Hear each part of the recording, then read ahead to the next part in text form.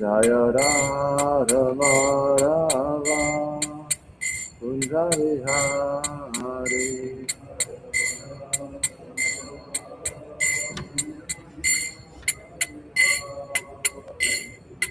Gopi Jana Vallabha Girvaradhari.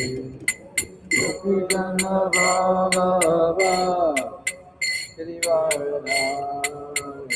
Jaya Gopi Jana Vallabha Girvaradhari. Gopi Jana Vallabha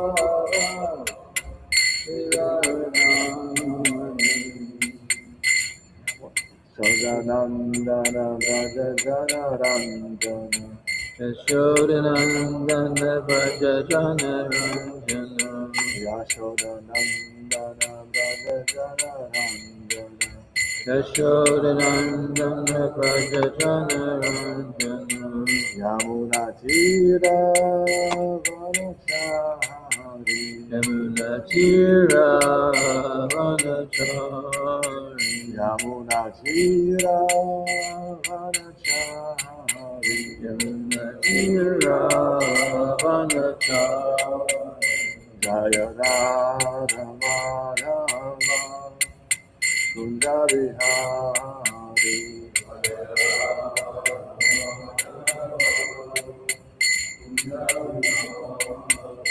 Jaya Gopi Jana Vallabha Girvaradhari.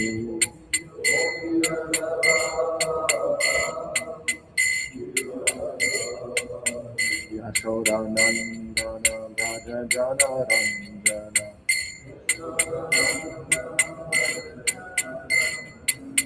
Yashodanandana Braja Jana Ranjana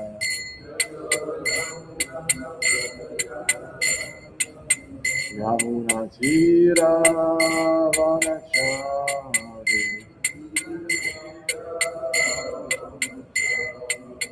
Yamuna Tira Vanachari.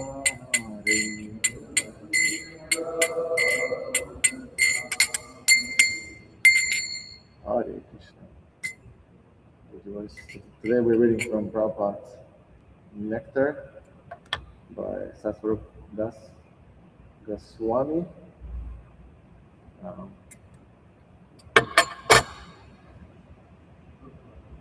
So we stopped chapter 46. Is that correct? And the name of this chapter is Prabhupada's Sadam.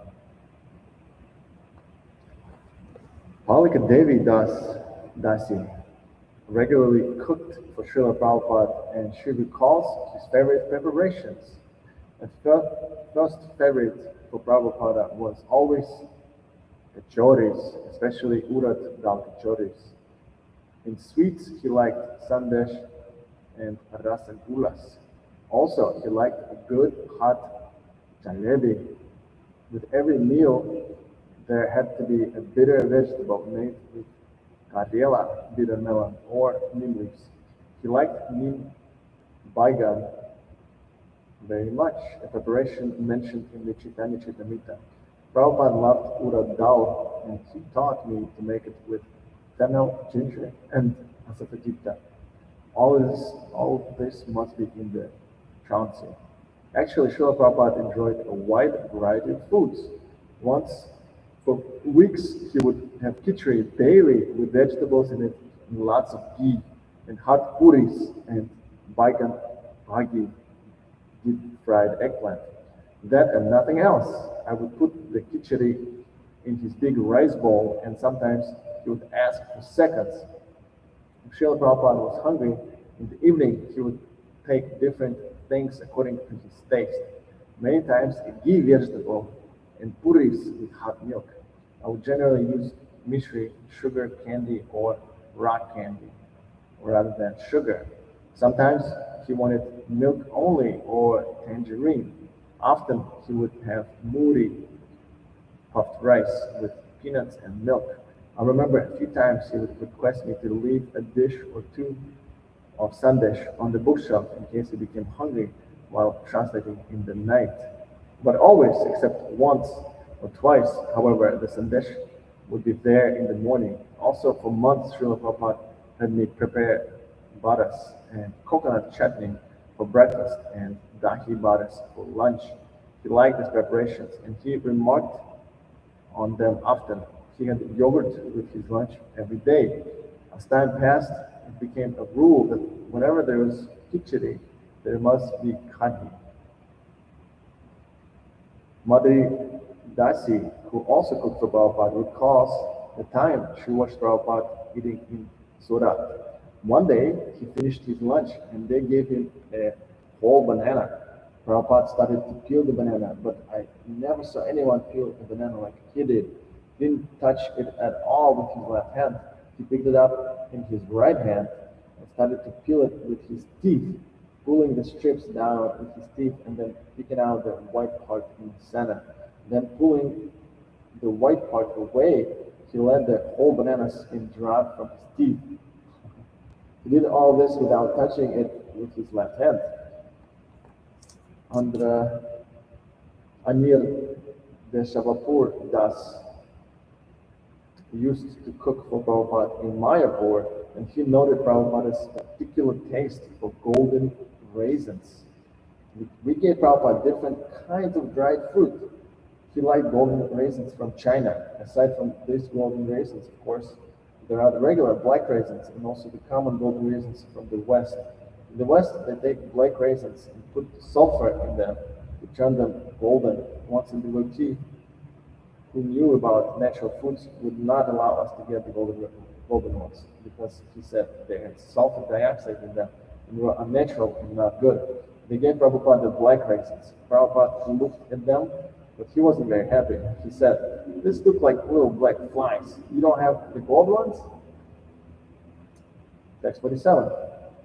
Potomac ISKCON, July 1976. It was evening and Srila Prabhupada had been sitting at the poolside until dark.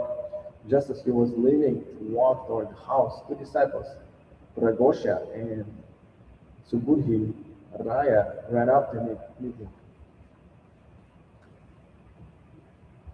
"This is some of the boys who are distributing books at the airport," Prabhupada said Hari Shori. The boys had thrown themselves on the ground and were uttering obeisances while Srila Prabhupada greeted them heartily, "Jaya." As the devotees stood up, Prabhupada asked them, "You're coming back so late?" "Yes, Prabhupada." "So what was your score?" asked Prabhupada. "Vipin Vaisheshika and I," said Pragosh, "we did 130 books." Prabhupada raised his hands and said, "Jaya, victory!" He then began to walk slowly toward the house, and Pragosh began telling Prabhupada about Sankirtana at the airport. "Srila Prabhupada, I met one boy today who gave $80. Prabhupada stopped and looked at Pragosh. "Acha, how many books you gave him?" "9 books. Srila Prabhupada smiled, looked at Hari Shori and said, "Quite a nice profit." As they continued walking, Pragosh related that this boy was a soldier. So Pragosha told him about Arjuna, who was also a soldier and a family man, and who rendered pure devotional service to Krishna. I explained to him, Srila Prabhupada, how he told us. By now, Srila Prabhupada was at the door of his house. A devotee took off Prabhupada's shoes. Do you want to come in?" Prabhupada asked Pragosh and Subudhi Raya. "Yes, Srila Prabhupada, of course." Inside, they sat on the rug as Srila Prabhupada sat on the couch. Only a small light illuminated the room. "So how are they liking the books?" asked Prabhupada. Pragosh then told about a soldier from North Carolina who said that there were 9 soldiers in his base who met every Wednesday night and read Bhagavad Gita together. "Our Bhagavad Gita?" Prabhupada asked innocently. "Yes, Srila Prabhupada, your Gita." "Just see," said Prabhupada. When Hari Shori explained that Pragosh had been working for years with Tripurari, Prabhupada asked about Tripurari's well-being. He also asked about Vishnu Jumna and said that he was a very good devotee when Ghosh said that he was connected with the New York temple, Srila Prabhupada asked if they were distributing prasadam there. He specifically asked if they were selling choris. Srila Prabhupada asked about Bali Mardan, but left the movement for years and had just returned. Prabhupada suggested that Bali Mardan cooked kachoris because he makes the best. Turning to Subhuti Raya, Prabhupada asked where he was from. I was working in India with Gargamuni Swami, said Subhuti Raya. It was nice, but there wasn't much time for reading, Prabhupada replied. Anyway, they're working hard, and he didn't seem to want to hear the criticism. After a few moments, Prabhupada asked that the devotees be given prashadam. His cook gave them cups of mango ice cream. Taking the ice cream outside, Pragosh and Subhuti Raya sat down by the temple and looked at the ice cream in ecstasy, trying to remember the whole experience and Prabhupada's reciprocation with them. Text 48. Srila Prabhupada said, on chanting, unknowingly, by some bad habit, if you have done something wrong that is excused. But if you intentionally do wrong thinking, I am a devotee, Krishna will excuse me, then you are a rascal. That is cheating Krishna. Cheating Krishna is to be punished. You cannot cheat Krishna. But if by accident, knowingly or unknowingly, you have done something which is not good, that is excused. Why are we always being cheated, Srila Prabhupada? This question was asked by Vinanjaya, a co-manager of Vrindavan ISKCON, during a morning walk. Srila Prabhupada's reply was fiery, because you want to cheat Krishna. When you stop wanting to cheat Krishna, then you will stop being cheated. One time in Bhubaneswara, a few GBC men were discussing with Srila Prabhupada whether it was wise to punish certain confidential information, it was wise to publish certain confidential information that might then be utilized by the movement's enemies. Srila Prabhupada said that Chankaya Pandit, who said that one should not disclose his plans lest they be disrupted. Prabhupada said that when one is dealing with cunning people, he should also be cunning, or else they will take advantage. In 1968, when Srila Prabhupada was seeing Shivananda, the first devotee to go to Europe, Prabhupada warned him to be careful. I was an old Kolkata boy, said Prabhupada. When I came to New York, I never got cheated. One afternoon, when Prabhupada's cook brought him his prasadam, Prabhupada did not like the look of the potatoes. Why are they pinkish? He asked. I don't know, Srila Prabhupada, the girl replied. They are rotten, said Srila Prabhupada. They put them in cold storage and they are rotten. Everyone is cheating. The whole world is cheating. This material world is rotten.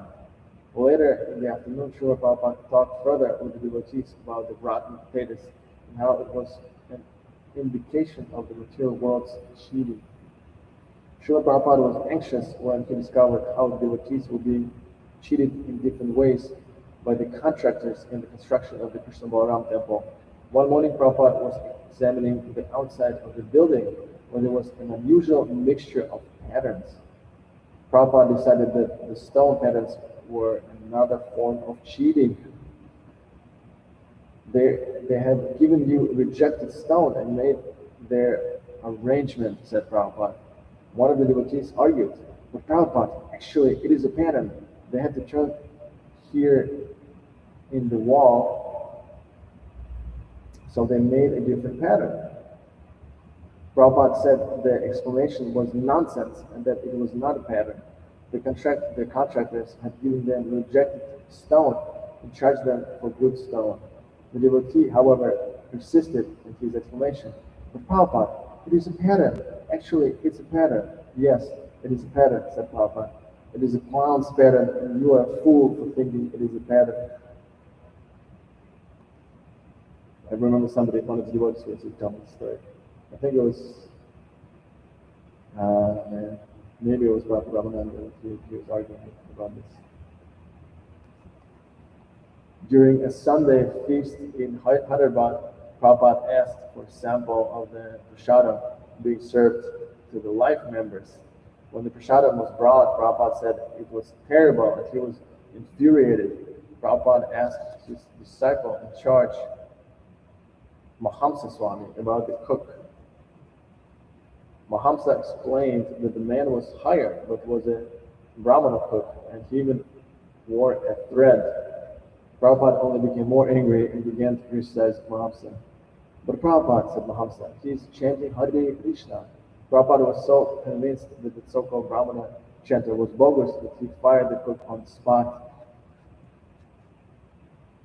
One of the devotees distributing books to libraries in India informed Prabhupada that a professor in Aligarh was willing to donate the Bhagavatams to Prabhupada. Prabhupada wanted these books for his translation work because they contain different commentaries from the acharyas. Prabhupada Vishnu was sent to get the books with the understanding that the books would be given free. When he arrived at the man's house, however, the man said that the books were worth 3,000 rupees and that he wanted to become a life member in exchange. Prabhupada Vishnu replied that he would have to ask his authorities, but he supposed it would be all right. He then took the books back to Vrindavan and gave them to Srila Prabhupada. Prabhupada said the books were only worth 1,000 rupees. He said that the man could pay the balance if he wanted to become a life member. Prabhupada Vishnu then wrote back to the man and informed him of this. The man never paid further, but Prabhupada kept the books. Hare Krishna. Little drops of nectar, text 49. During one visit in Los Angeles, Srila Prabhupada became quite ill. The devotees suggested that he should not come down for the class and that someone else could give it. I have to go, said Srila Prabhupada, because if I do not go, then they will all use it as an excuse not to go when they are sick. The devotees then volunteered to carry Prabhupada down to the stairs, but he insisted on walking, saying that if they carried him, it would be an embarrassment. However, Prabhupada's throat was so congested that he did not give the class that morning. He sat on the Vyasasana and attended, just for the sake of his disciples. When Prabhupada was very ill in Vrindavan, his servant, Shrutakirti, used to lie down directly under Prabhupada's cot, just to be ready if Prabhupada needed him during the night. Prabhupada would spread his sleeping mat over his bed, and Shrutakirti would extend it to the floor when he lay like a dog. One night, however, Srila Prabhupada got up and tried walking without calling for his servant. Because he had so little strength, Prabhupada fell after a few steps. Prabhupada, what are you doing? Shrutakirti jumped up. Why didn't you call me? Prabhupada replied that he thought he could make it on his own. I didn't want to disturb you because you are resting. Shrutakirti protested that he was there just for that reason, to help Prabhupada. Prabhupada replied that he thought he had the strength, but now he saw that he did not. When Shilavati Devi Dasi introduced a new improvement in the deity worship, she wanted to make sure that Prabhupada noticed it, and she hoped he would praise her. While bringing in the deity's plates onto the altar, she started thinking how it wasn't very nice that everyone should see the plates before they were offered to the deities. She decided to make a cover for the plates. She prepared a silk cover and planned to use it the first time on Sunday afternoon when Prabhupada was present. According to the schedule, the offering was made just before Prabhupada's lecture. When Shilavati went onto the altar with the plate and its new cover, however, she noticed that Prabhupada was not looking. He was looking straight ahead into the room that was crowded with people. Prabhupada's Vyasasana was adjacent to the platform on which the Jagannath deities stood. The deities were covered by a curtain that was pulled by hand and went around them like a shower curtain. Shilavati was sorry that Prabhupada was not noticing her cover, but she went ahead anyway, picked up the cloth from the plate, and began to walk with the curtain, closing it before the deities. Before she could close the curtain, Prabhupada leaned towards the microphone and said loudly, "You have gone to all the trouble to make the cover so that no one will see the offering, and yet you have taken the cover off before you have closed the curtain. This is the action of a fool." Text 50, chastisements. Mayapur. Starting on a walk from the temple in Mayapur, Prabhupada pointed to some plants and asked what they were. They are only weeds, replied one of his disciple managers. They have no value. Everything has a value, said Prabhupada, but you don't know it. You don't know how to utilize it. But everything has value. Another time, walking by the kitchen near the ladies' bathroom, Prabhupada noticed a bad odor. He turned to the sannyasi disciples walking beside him. Why is no one complaining? Prabhupada objected. This is such a bad smell. Why are none of them complaining? Prabhupada explained that they should immediately complain when there was some sign of the mode of ignorance. The devotees were supposed to be developing at least the mode of sattva-guna, so when they come in contact with the lower mode, the tamaguna, they should make a complaint. Commenting on Srila Prabhupada's mood in Mayapur, Bhavananda Goswami said if a water tank on the land was dripping only once every 3 hours, then Srila Prabhupada would come at exactly the time it dripped, see it and say, just see, Krishna's energy is being wasted. Prabhupada was especially vigilant within the Mayapur building. When he found that the brahmacharis did not keep their rooms clean enough, he said, brahmacharya means dirty. He said the building was meant for guests, and if the devotees were not keeping it clean enough, then they should move out. Anaka Dubi Dasa was in charge of cleaning Prabhupada's room. He knew that Prabhupada would not tolerate a single grain of dust and would call him back to clean it. One day, after Anaka Dubi tried his best to keep things perfectly clean, Prabhupada called him back. Srila Prabhupada, something has displeased you? You don't know how to put this sheet straight, asked Prabhupada. Prabhupada's darshan room had mattresses covered with white sheets on the floor, but Prabhupada did not like it if even a single sheet had improper creases in it. You have not put the sheets on properly. Did you change them? Yes, Srila Prabhupada, they are fresh.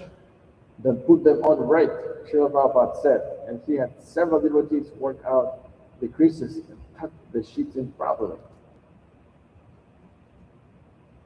Srila Prabhupada was also strict with the Bengalis in Mayapur. One day on the road in front of the temple, a man walked up to Prabhupada and said that he wanted to give his son to the Gurukula. Prabhupada said yes, he should bring him. I also want to join, said the man. Prabhupada said yes, but the man would have to come every day for a month. At night, he could sleep in his own place. Prabhupada said the temple would give him prasada and he could work, but at night he would have to go back to his own place. I live in Vamanapupura and it is far away. Prabhupada said it was not so far. The man could walk or take a rickshaw. I don't have so much money, said the man. Srila Prabhupada looked at the man sternly and said, no, conditions. Okay, we're on to... He said, no, conditions. So he placed certain rules, conditions. This is Prabhupada Nectar Part 5. And then there's a quote by Giriraj Swami as an introduction to this whole part. Prabhupada told me that if I simply study the character of Lord Chaitanya in Chaitanya Charitamrita, even apart from his being the Supreme Personality of Godhead, just by studying him as a Vaishnava, I will become perfect. So in the same way, I feel that if people study Prabhupada, apart from what his inner identity might be, which we don't even know, if they study him just as a Vaishnava or as a great Charya or as a great personality, they will benefit. Giriraj Swami.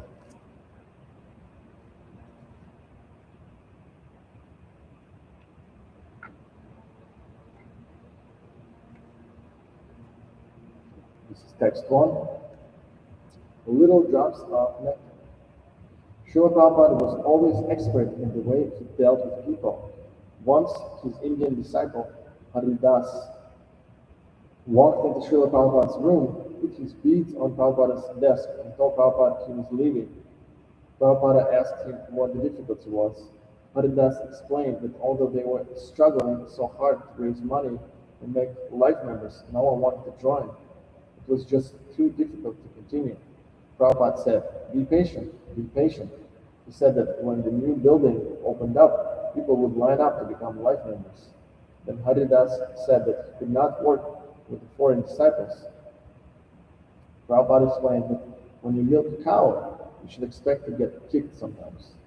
He told Haridas that the foreigners were doing so much service and that their kicks must be tolerated because we want the milk.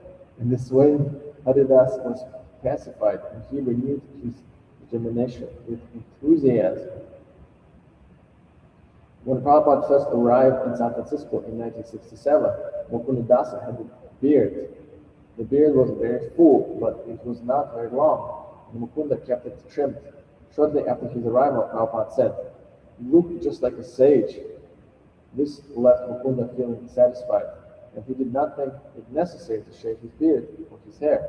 Later, however, as more and more disciples shaved their heads, Mukunda felt unsure of himself. One day he approached Prabhupada.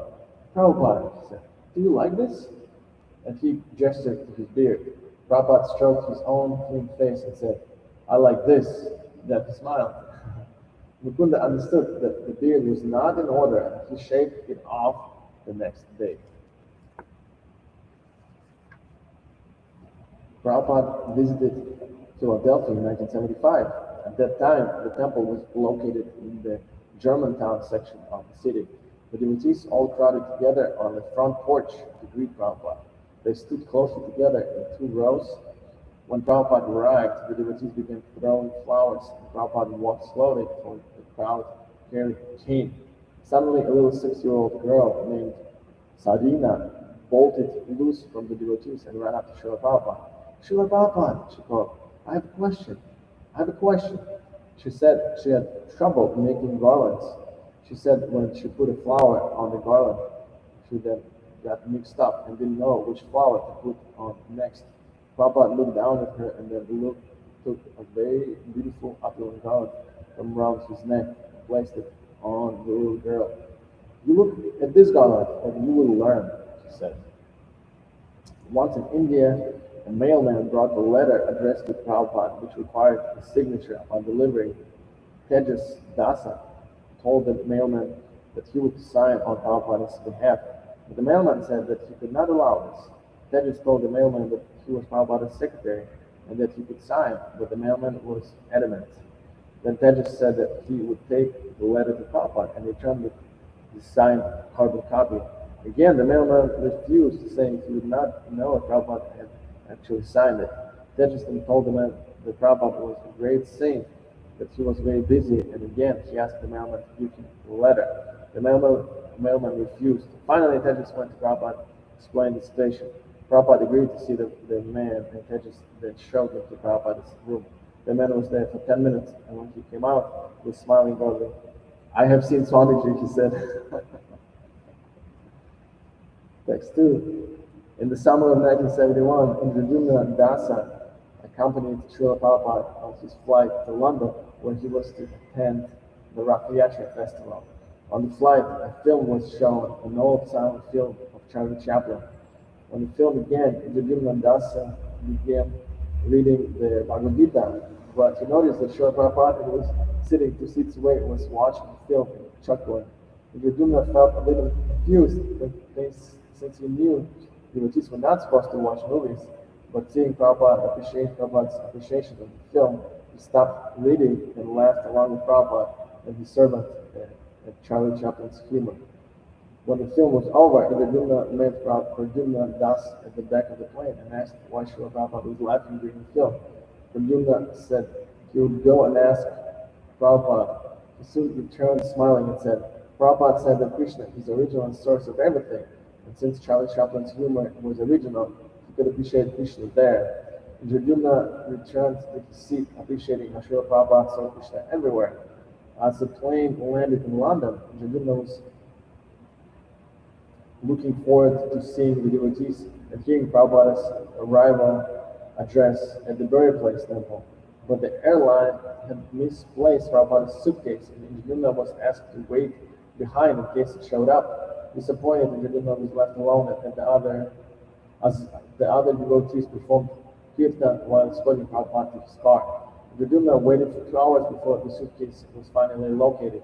He then took a taxi to the temple, but to his great dismay, he found the ceremony over. The ceremony is over, and the devotees finishing up a feast in honor of Prabhupada's arrival. Indradyumna asked the devotees where Srila Prabhupada's room was, and was told it was 4 flights up the stairs.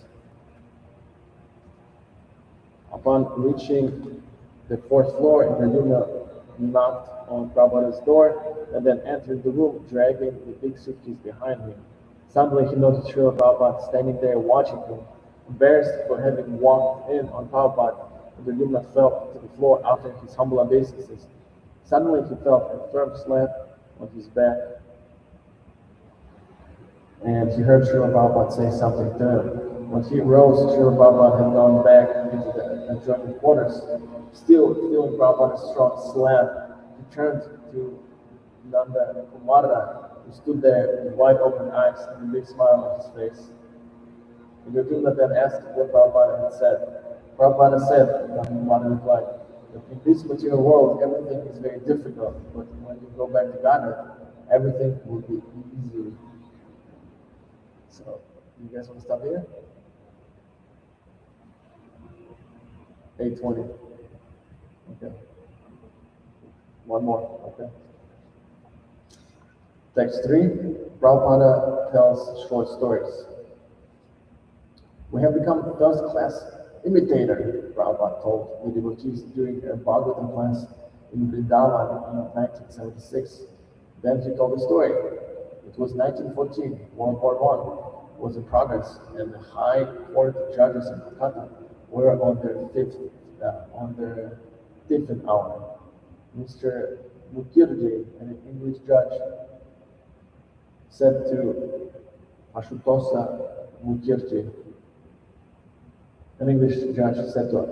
Mukherjee, now the Germans are coming. What are you going to do? We shall offer our respects to them and invite them to do as they will, replied Mr. Mukherjee. The answer startled the Englishman. Why do I say that? You have simply taught us how to be slaves. Prabhupada then explained how before Gandhi, the people of India thought that to have an advanced civilization, they had to imitate the English fashion. But we should not make that a fashion, Prabhupada said. Guru is not a fashion. Who requires guru? Tasmat guru prapadyata jigyasuhu shaya tamam. He requires a guru. Jigyasa tathato brahma jigyasa. That is human life.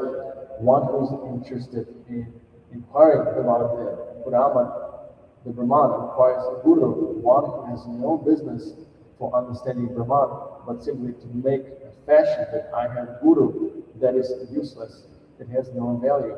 One must be inquisitive to understand this spiritual science. He requires a guru. Jigyasa means inquisitive. Srila Prabhupada was on a morning walk in Tehran when he heard a lamb crying. Why the lamb was crying? They did not give the lamb something to eat? Prabhupada asked, and the devotee made a guess. No, I always hear the sound somewhere. They keep the lamb from killing. Prabhupada then explained that such killing meant that the people were living like animals, and he told the story. A lamb was once drinking water from the side of a lake. Across the water was a tiger. The tiger challenged the lamb. Why are you muddying the lake? The lamb replied that he was not muddying the lake, but the tiger quarreled with the lamb and then killed it. Prabhupada then said that people in animal consciousness look for faults in others and create quarrels in order to kill. Then he quoted an English proverb, give the dog a bad name and hang it. In this way, Prabhupada criticized material consciousness. Prabhupada once told a story to illustrate the Kshatriya spirit.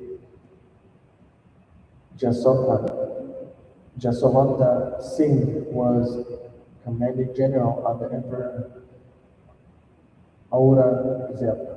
In the battle, Shasavana Singh met defeat, so he returned home to his palace. When the palace gate was closed, he sent a message to his queen informing her that he had returned home and asking why she had closed the gate. Upon hearing the message, the queen replied, "Who has returned home? Jasavant Singh? No, it cannot be he. Jasavant Singh would not return home after being defeated. He would either conquer or give up his life. The person at the door must be a pretender." So saying, she refused to open the door. Okay. Hare Krishna, Jai Prabhupada. What's up?